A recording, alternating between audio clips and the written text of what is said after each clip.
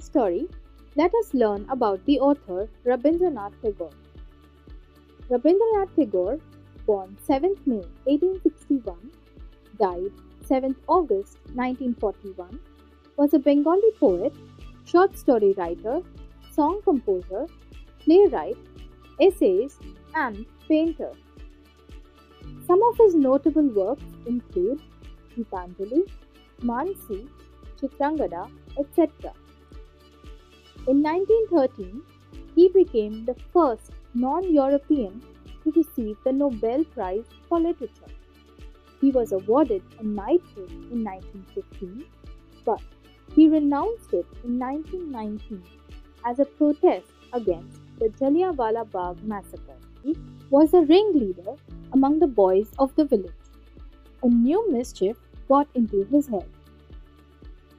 A ringleader is a person who leads others, especially in a direction opposite to authority or law.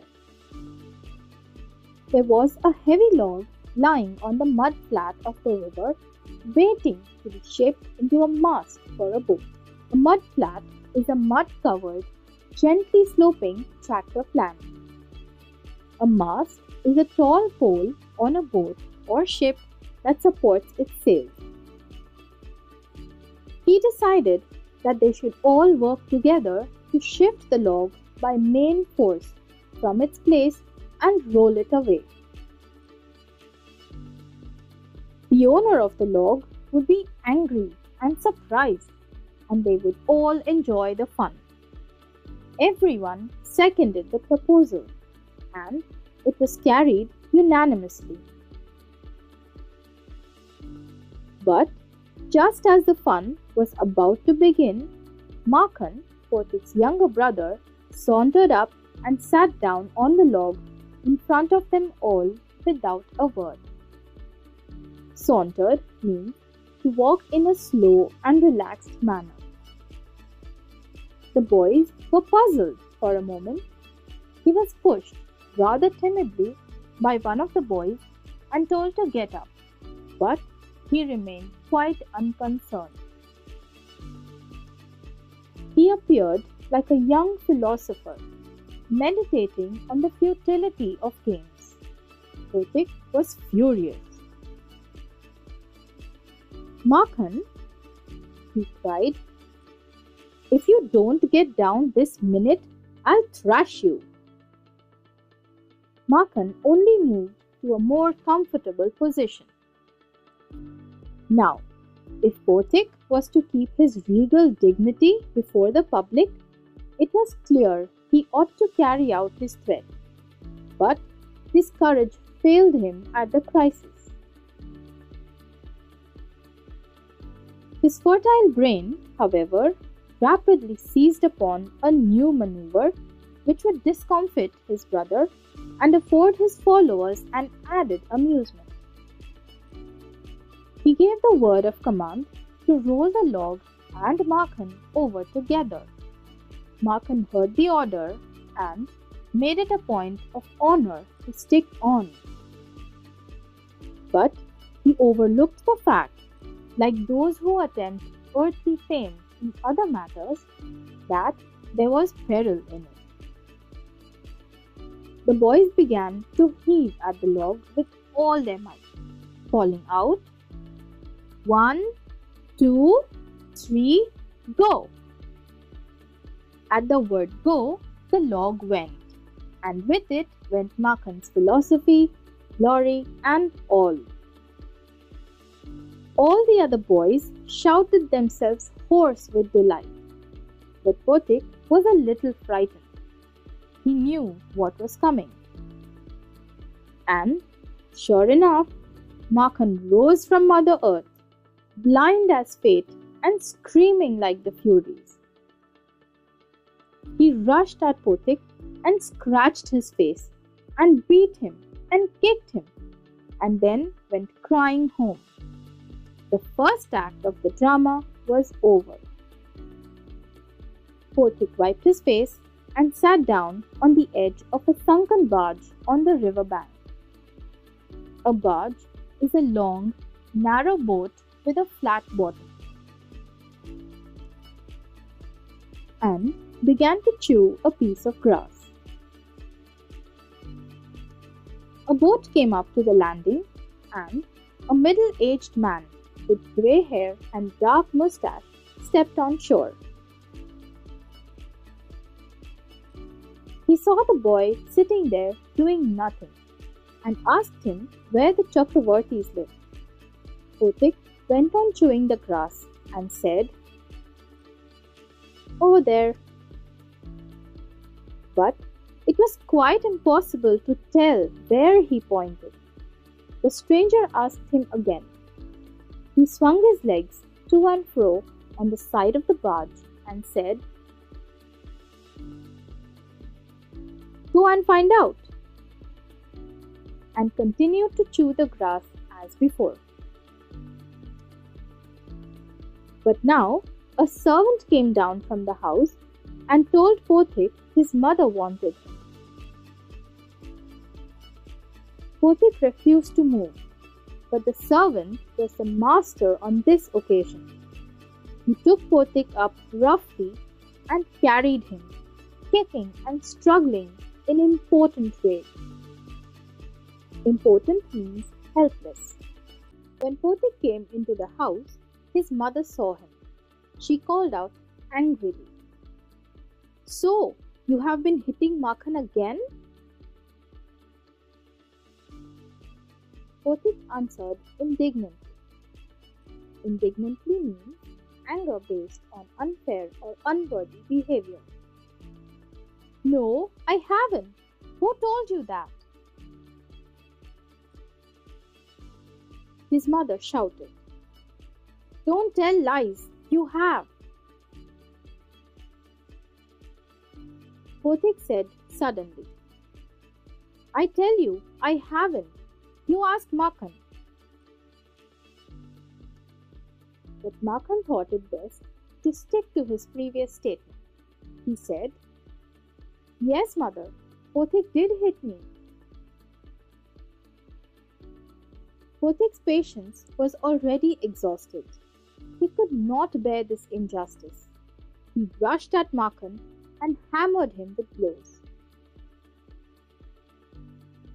He cried, "Take that, and that, and that, for telling lies."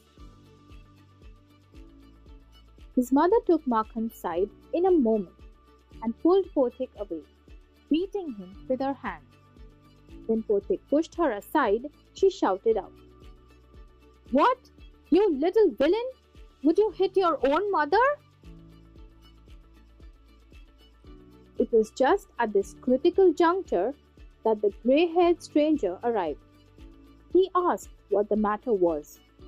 Pothik looked sheepish and ashamed.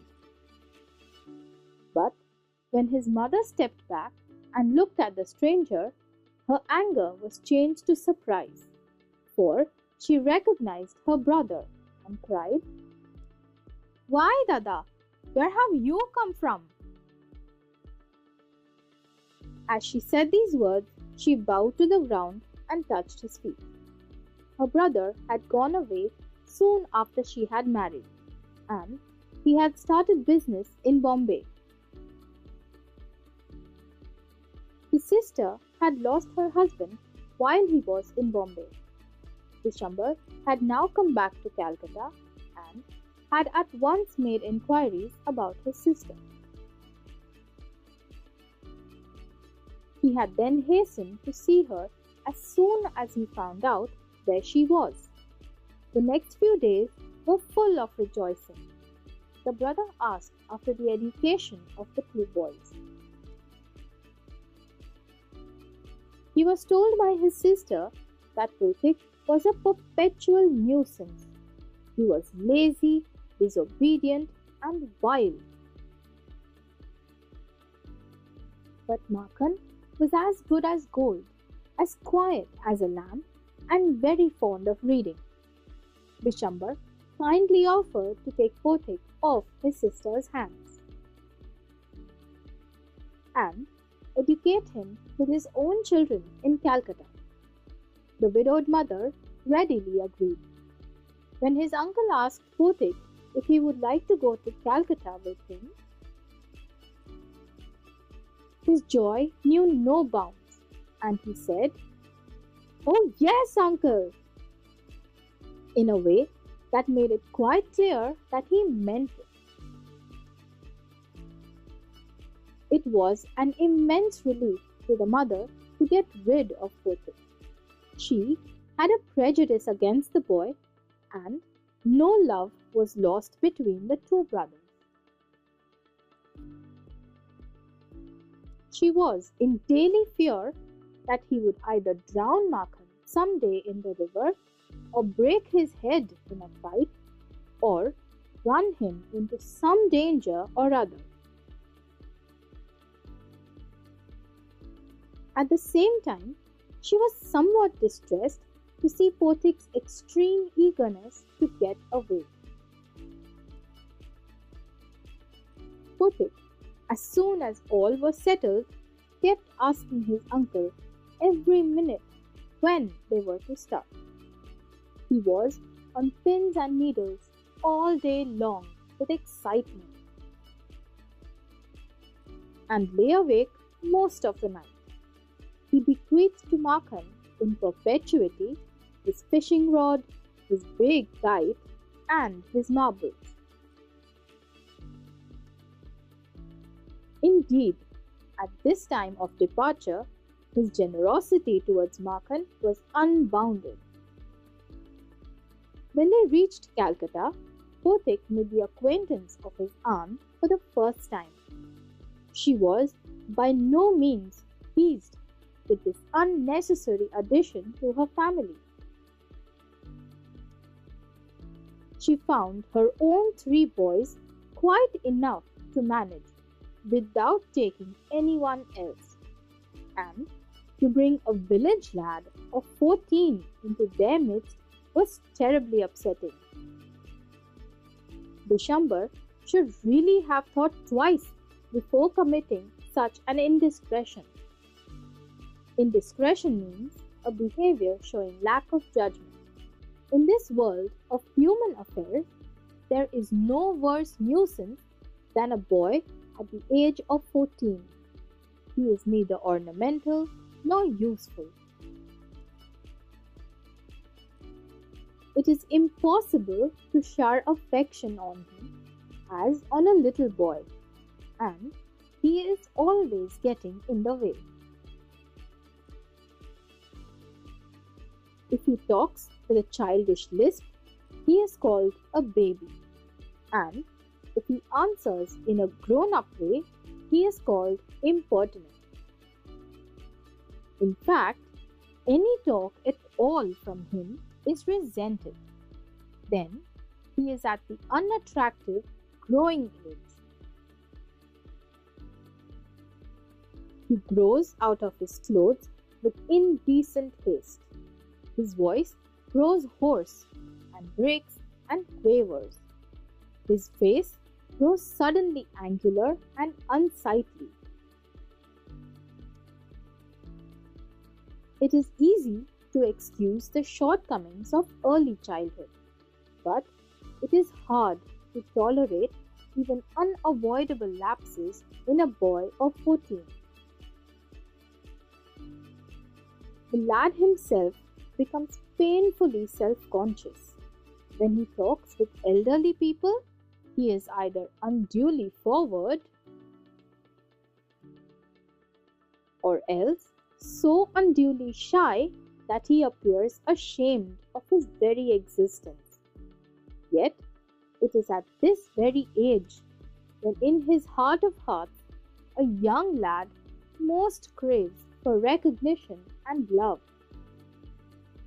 And he becomes the devoted slave of anyone who shows him consideration. But none dare openly love him, for that would be regarded as undue indulgence, and therefore bad for the boy. So, what with scolding and chiding, he becomes very much like a stray dog that has lost his master. For a boy of 14, his own home is the only paradise. To live in a strange house with strange people is little short of torture. While the height of bliss is to receive the kind looks of women and never to be slighted by them. It was anguish to Potik to be the unwelcome guest in his aunt's house, despised by this elderly woman and slighted on every occasion.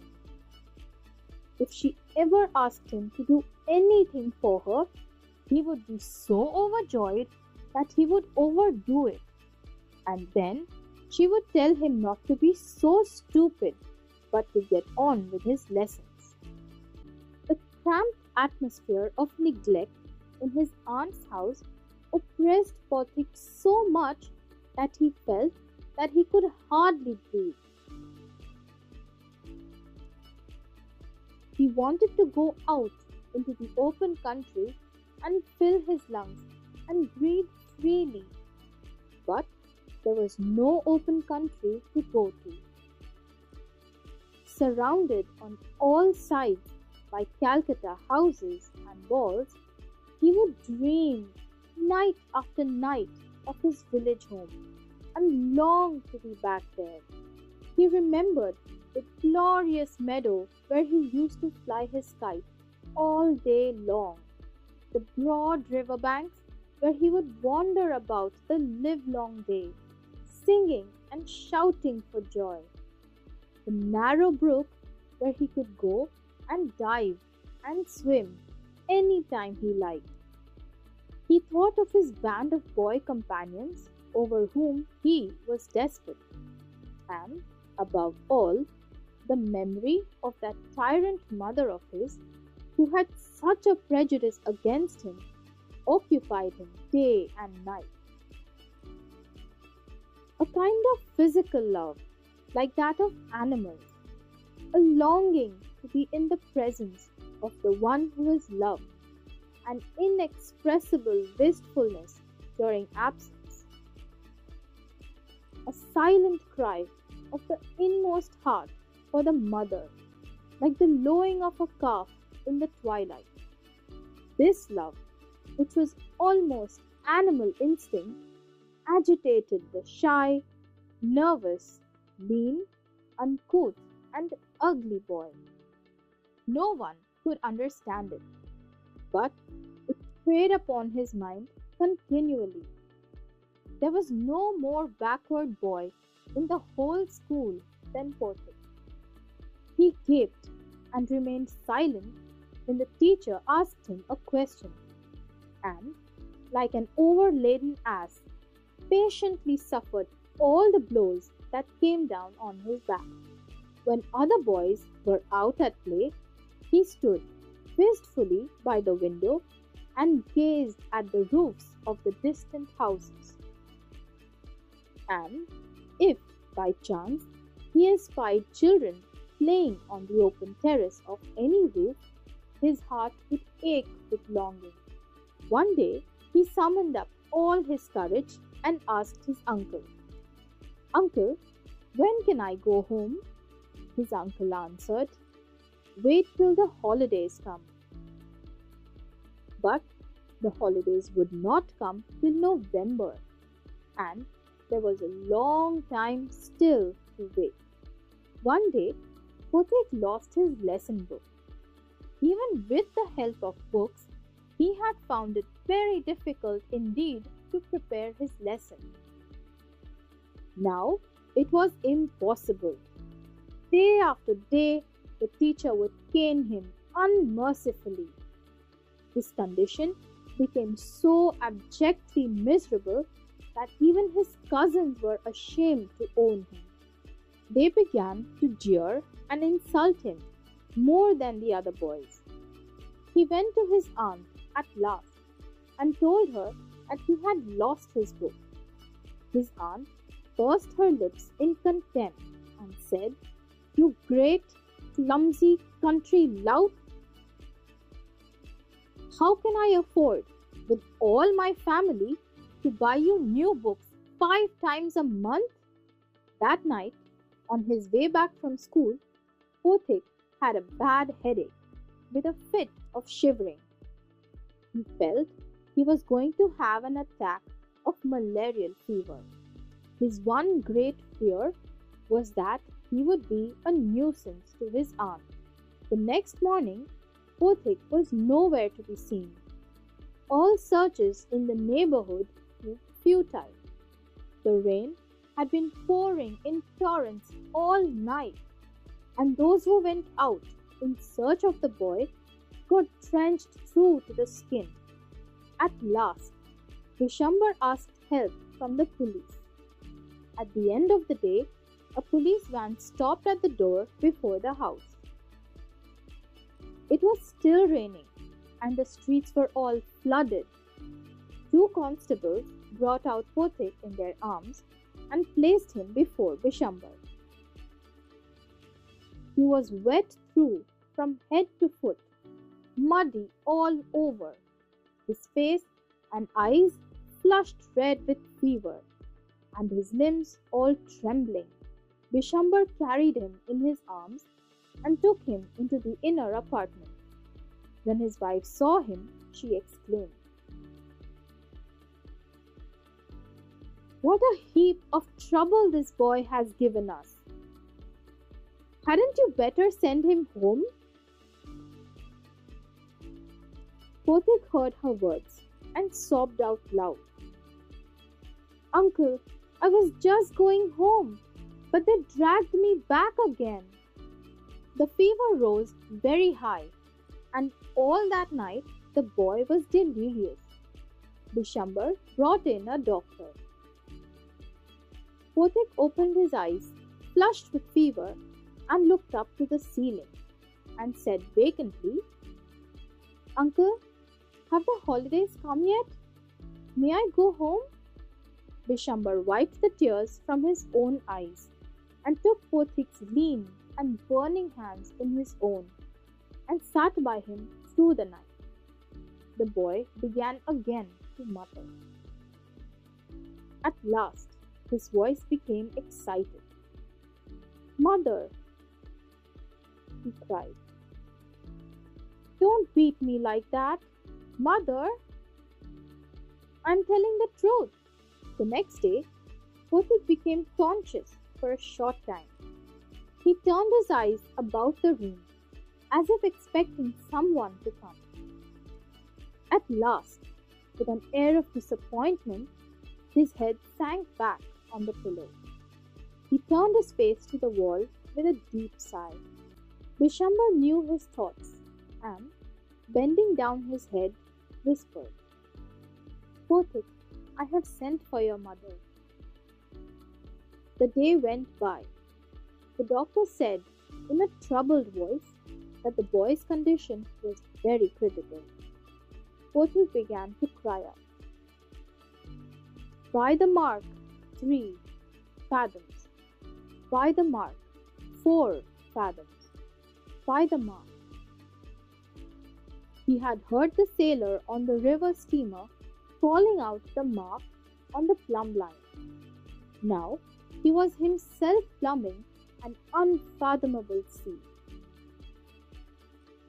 Later in the day, Pothik's mother burst into the room like a whirlwind and began to toss from side to side and moan and cry in a loud voice.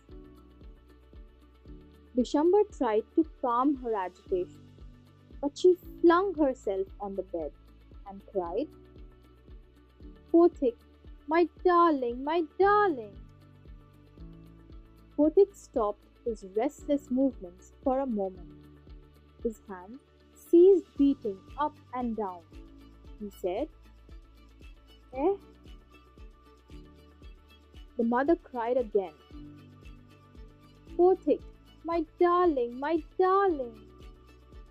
Pothik very slowly turned his head and, without seeing anybody, said, "Mother, the holidays have come." Let us read a quick summary of the story. Potik Chakravarti was the leader of a group of boys in his village. Once, he had an idea that they should push a heavy log of wood lying near a river. As they were about to begin, Potik's younger brother, Makhan, sat on a log and refused to move. Angered, Potik threatened to thrash Makhan if he refused to move. Makhan didn't budge, so Potik ordered the boys to push the log away. As they did so, Makhan fell off the log. Makhan got up, beat and scratched Potik and went home crying. Just as Makhan left, a middle-aged man got off a boat and inquired where the Chakravartis lived. Potik gave him no clear response. A servant came down from their home and dragged Potik back home. Once at home, Potik learned that Makhan lied, saying that Potik hit Makhan. Enraged, Potik actually hit Makhan. When their mother tried to separate them, Potik shoved her aside. Right then, the middle-aged man entered their home. We then learn that man is Potik's uncle. When he learned that his sister was widowed, he came back at once to meet her. The uncle, Vishambar, offered to take Potik with him to Calcutta and educate him. At Calcutta, Potik's aunt was unhappy to have him in her home. She treated him horribly. He was all alone and deprived of love and attention that is needed by a child at that age. Potik also missed the meadow and riverbanks of his village. In comparison, his cramped surroundings in Calcutta stifled him. At school, he performed poorly, was ignored or bullied by everyone and caned mercilessly by his teachers. Potik wished to go home, but his uncle asked him to wait till his holidays in November. Once he lost his book. His aunt scolded him severely for it. On his way back from school, he felt like he was going to have an attack of malarial fever. He was worried that he'd be a nuisance to his aunt. So, he tried to go back to his village on his own. The next day, amid heavy rains, Potik was nowhere to be found. By the end of the day, even though it was flooded, 2 police officers dropped Potik home. Potik was drenched, covered in mud, trembling and had a high fever. His aunt continued to curse him, to which Potik tried to explain that he was trying to go home. His fever rose and made him delirious. In his state of delirium, he called out for his mother. The next day, Vishambar informed him that he had called for her. Later that day, his mother arrived and cried for him. Without looking at anyone in particular, Potik said that the holidays had come. Now students, let us look at the themes present in this story. In The Homecoming by Rabindranath Tagore, we have the theme of conflict, control, responsibility, love and isolation. Unwillingly, Potik finds himself in conflicts, be it with his mother and Makhan or with his aunt, teachers and cousins. He never tries to create conflict, but being nothing more than a 14-year-old boy, he lacks the assurance, confidence and decision-making skills to not find himself in this situation. Potik leaves for the city with his uncle who loves him a lot. What Potik doesn't foresee, however, is the loneliness he'd experience. His aunt despised him. He wasn't bright, and his cousin brothers too wanted to stay away from him. In his isolation, he longs to be back in his village with his mother. All these events culminate to result in his condition at the end of the story. The lad himself becomes painfully self-conscious. when he talks with elderly people, he is either unduly forward or else so unduly shy that he appears ashamed of his very existence. Yet, it is at this very age when in his heart of hearts a young lad most craves for recognition and love, and he becomes the devoted slave of anyone who would show him consideration. But none dare openly love him, for that would be regarded as undue indulgence, and therefore bad for the boy. So, what with scolding and chiding, he becomes very much like a stray dog that has lost his master. For a boy of 14, his own home is the only paradise. To live in a strange house with strange people, it is short of torture, while the height of bliss is to receive the kind looks of women and never to be slighted by them. Now, students, let us attempt a few questions and answers based on this story. Question 1. What are the two contrasting behavioral patterns exhibited by the lad when interacting with elderly people? The answer is the two contrasting behavioral patterns exhibited by the lad when interacting with elderly people are that he is either unduly forward or unduly shy when talking with them. Question 2. How does a 14-year-old boy respond to anyone who shows him consideration? The answer is a 14-year-old boy becomes a devoted slave of anyone who shows him consideration. Question 3. Why do people hesitate to openly love the lad? The answer is people hesitate to openly love the lad because it would be considered undue indulgence, which is believed to be bad for the boy. And question 4. For a boy of 14, what is the significance of his own home? The answer is, for a boy of 14, his own home is considered his only paradise. By living in a strange house with strange people is little short of torture.